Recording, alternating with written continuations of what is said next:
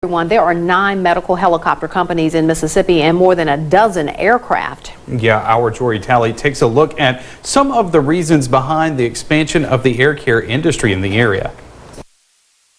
The University of Mississippi's Air Care program has 4 medical helicopters flying over Mississippi. They try to put aircrafts in locations where there's the most need or where there's a request. The flight requests are way more than we can handle for most of the time, even with a lot of helicopters in the area, whether we have to turn it down because we're busy on other flights or the weather's just not favorable enough for us to feel like we can safely make the flight. So it's really hard question to answer. Supporting the state's medical needs is one reason behind Air Care's growth and the number of medical choppers in Mississippi. From the competitive side, we have great partners in the industry and they do great jobs. We have a little different model, but every model has its place. Each medical air group operates under a certain business model. A private model, which is owned and operated by an air ambulance company, much like a lot of the ground ambulances are.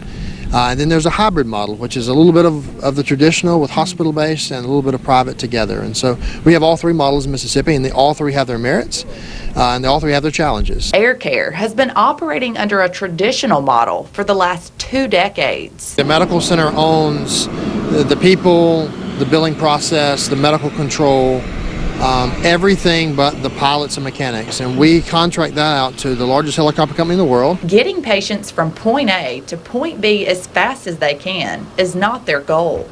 Instead, it's providing as much care in the air as possible. There's $160,000 worth of medicines on board that aircraft. A comparable aircraft across the state minimum would be about $4,000. And so the vast difference is there. And we're afforded that because we have a mechanism to bring those drugs to the patient. Air Care and North Mississippi Medical Center are the 2 main helicopter companies operating in the Golden Triangle and Tupelo.